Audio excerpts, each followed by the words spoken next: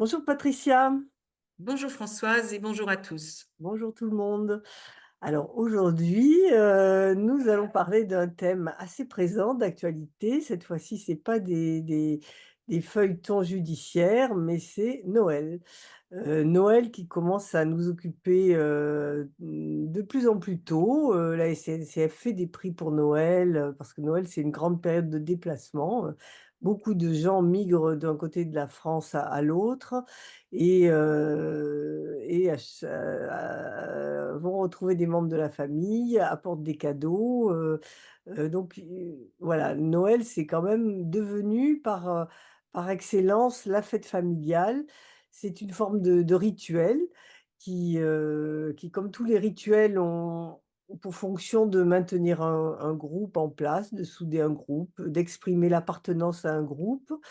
Notre société a l'air d'en avoir de plus en plus besoin parce que d'une part, les familles sont dispersées et Noël a pris beaucoup d'importance, alors qu'avant c'était juste une fête religieuse, chrétienne et hem et c'est pas la seule maintenant parce que se sont développées des cousinades, qui viennent renforcer Noël de manière laïque.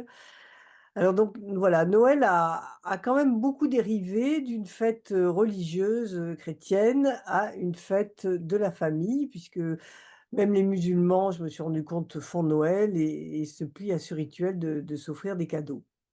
Je crois que les juifs sont beaucoup plus indifférents vis-à-vis de Noël que les musulmans. Alors ensuite, quand on essaie d'analyser, Noël en tant que phénomène de groupe, familial, se pose la question de qui vient, qui ne vient pas et surtout qui accueille.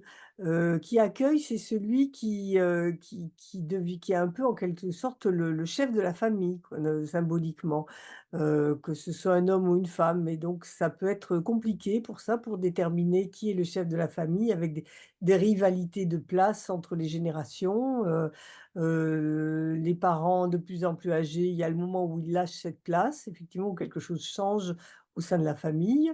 Il y a des questions aussi, bah, des cadeaux, de qui est invité. Est-ce que c'est uniquement, les liens de sang ou est-ce qu'on invite d'autres personnes? Tout un ensemble de choses qui font que Noël, en fait, s'apparente beaucoup à une crise, me semble-t-il. Qu'en penses-tu, Patricia?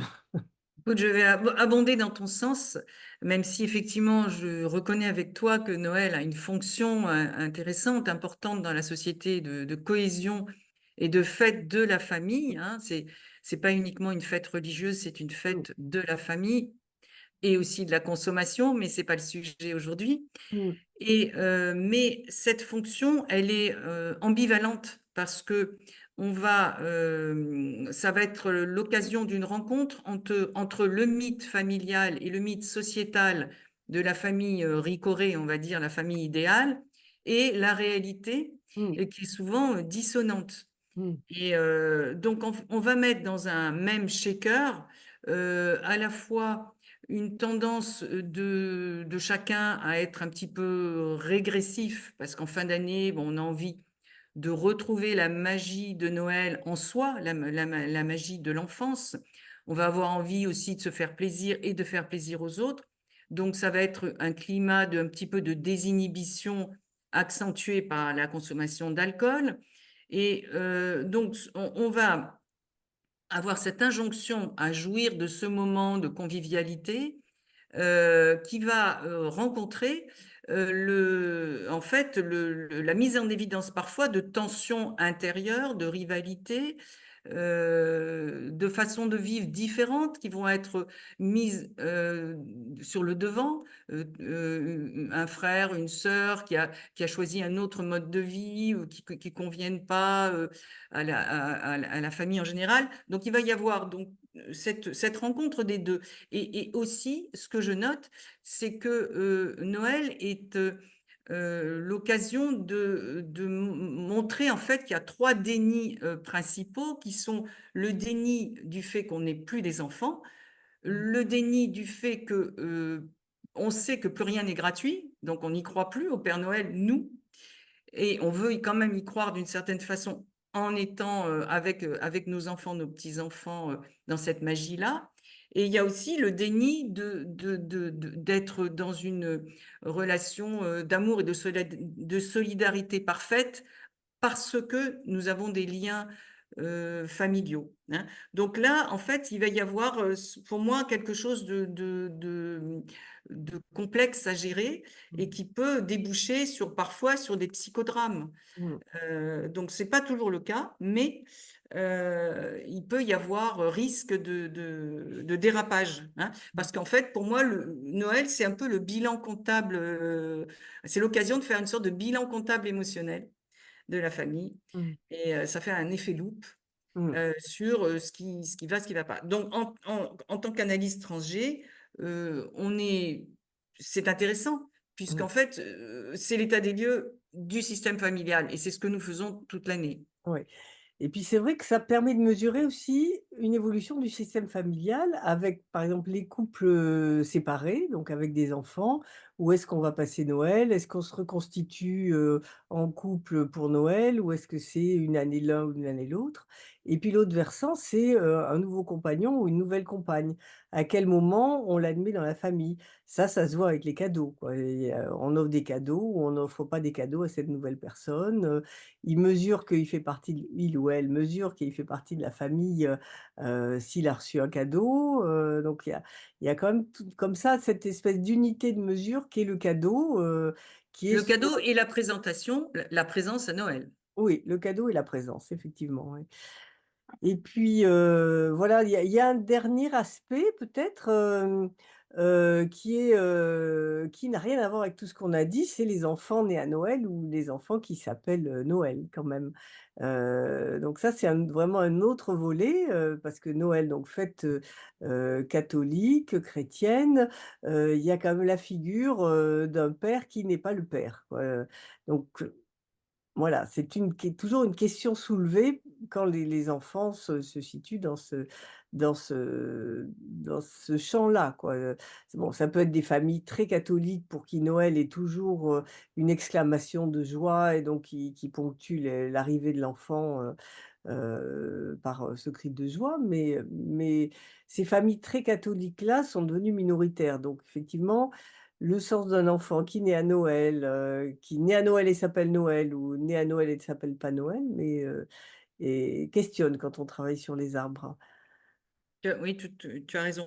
En tout cas, bon, c'est vrai que pour résumer, pour moi, le Noël est l'occasion de faire un état des lieux de la famille d'hier et d'aujourd'hui. En Mmh. fait, comment elle a évolué dans le temps, parce que souvent on se souvient des Noëls précédents, ça réactive donc ces mémoires de l'enfance, mais sur plusieurs générations. On réunit toutes les générations. Donc c'est un temps fort Mmh. du système familial, même s'il y a effectivement ce risque-là, de faire exploser, parfois, il y a, des psychodrames comme ça qui se produisent le soir de Noël, le lendemain, il y a des ruptures, les psys, racontent souvent qu'effectivement ils ont, donc un afflux de personnes en cabinet, quelques jours après. Oui, Noël vient de nous ramener à quelque chose, que pas tout le monde, mais qu'un certain nombre de personnes essaient de fuir, quoi. À savoir se confronter à sa famille, à la non-reconnaissance, aux tensions qu'apportent les uns et les autres, des choses où ils se construisent une vie le restant de l'année tant bien que mal et là, tout d'un coup, ils sont ramenés à quelqu'un qui n'a rien construit et qui est toujours un enfant aux prises avec, la névrose de ses parents ou de son arbre généalogique. C'est ça. Toute l'année, on vaque les uns et les autres à Mmh. nos occupations individuelles, grosso modo, même si on s'occupe aussi de la famille pour la plupart, mais et tout d'un coup, il y a une espèce d'aspiration Mmh. à revenir au centre, et là, ça peut être très bien vécu et ça peut être vraiment, au contraire, très compliqué à gérer pour les uns et les autres parce que à la fois pour soi, à l'intérieur de soi, est-ce qu'on se sent bien? Est-ce que on se sent accepté dans son système tel qu'on est avec nos propres choix? Donc il y a une espèce de passage devant un peu le tribunal de la famille pour ceux mmh, qui vont changer de vie, qui vont, changer de compagnon et cetera. Et puis il y a, quel est l'état de nos relations familiales? Est-ce qu'on est en accord avec les uns et les autres? Ou est-ce qu'on accepte, la différence? Est-ce que des rivalités souterraines ont tendance à rejaillir? Et en fait, je ferai un petit parallèle avec ce qui se passe lors d'une succession, mmh, lorsqu'on hérite. mmh, Souvent, il y a ce retour un peu du refoulé, qui va remonter à ce moment-là parce qu'il y a un tel qui trouve que, tel, mmh, il y a une compensation à obtenir parce que ça a été injuste, ouais. à son égard. Donc en fait, il y a, voilà, une espèce le Noël est aussi l'occasion d'un retour du refoulé de la famille. Oui, Donc les ça choses, fait beaucoup. se posent dans l'espace là, tout d'un coup, il y a une Voilà, et on est tous image en concentrés dans le quelque même sorte. espace, le même Ouais, temps, ouais. un temps qui est censé être un temps fort Mmh, et joyeux. mmh, Et donc là, une confrontation entre cette joie qu'on est censé avoir mmh, et la réalité, de ce qu'on ressent qui est parfois l'opposé. mmh. Mais voilà, ça n'empêche pas qu'il y ait de très belles fêtes de Noël aussi et qu'elles soient c'est quand même un temps qui est intéressant. Ouais, et puis quand la famille évolue, en fait, quand le les la génération précédente disparaît, que s on se retrouve finalement entre frères et sœurs à fêter Noël alors qu'avant c'était quand même beaucoup autour des parents, se rejoue aussi d'autres choses. C'est une nouvelle configuration. Est-ce que le système familial tient quand il y a plus les parents? Est-ce que la parole circule plus librement ou au contraire c'est plus difficile? Donc on voit d'autant plus les places des uns et des autres, donc ça c'est quand même assez dynamique, même si la fonction de Noël reste la même, la fonction groupale, la fonction rituelle, la structure de la famille, bouge quoi, donc et Noël permet de voir ce qui se passe quoi, Oui, c'est un révélateur de ce qui se joue inconsciemment, donc entre les membres de la famille, d'aujourd'hui et d'hier. Donc voilà, c'est quand même mmh. un moment important. Bon, bah, écoutez, cette vidéo se termine. Nous l'avons programmée juste avant Noël, pour vous préparer, donc nous vous souhaitons à tous un joyeux Noël. Joyeux Noël, Mmh, bonne fête de fin d'année. À et puis, bientôt, voilà, on se retrouve, la semaine prochaine. À bientôt. à bientôt.